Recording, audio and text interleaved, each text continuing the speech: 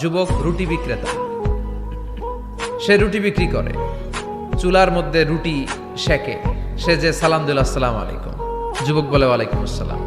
আহমদ বিন হাম্বল বলে, যুবক আমার যাওয়ার জায়গা নেই, সফরে বেরিয়েছি, খুব শীতে কষ্ট পাচ্ছি, রাতে যদি তোমার এই চুলা থেকে একটু আগুন পোহাই কোনো সমস্যা?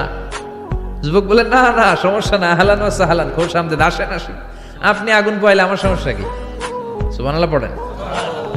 আল্লাহ শুকরিয়া করে উনি বসলেন আর আগুন পোহাচ্ছেন, আর খেয়াল করলেন যুবক রুটি বানায় আর পরে আস্তাগফিরুল্লাহ, রুটির দলা বানায় পরে আস্তাগফিরুল্লাহ, খামির বানায় আর পরে আস্তাগফিরুল্লাহ, রুটি নিয়ে উনুনের ভিতরে চুলার ভিতরে সেকা দেয় আর পরে আস্তাগফিরুল্লাহ, দোকানদারের কাছে কেউ আসলেই সে রুটি দেয় আর পরে আস্তাগফিরুল্লাহ, ক্রেতার কাছ থেকে টাকা নিয়ে ক্যাশ বক্সে রাখে আর কি পড়ে, আবার রুটি বানানো শুরু করে আর কি পড়ে, খালি এইটাই পড়তেছে। ইমাম আহমদ ইবনে হাম্বল তো অবাক, কিরে এটা আবার কেমন যুবক, খালি আস্তাগফিরুল্লাহ।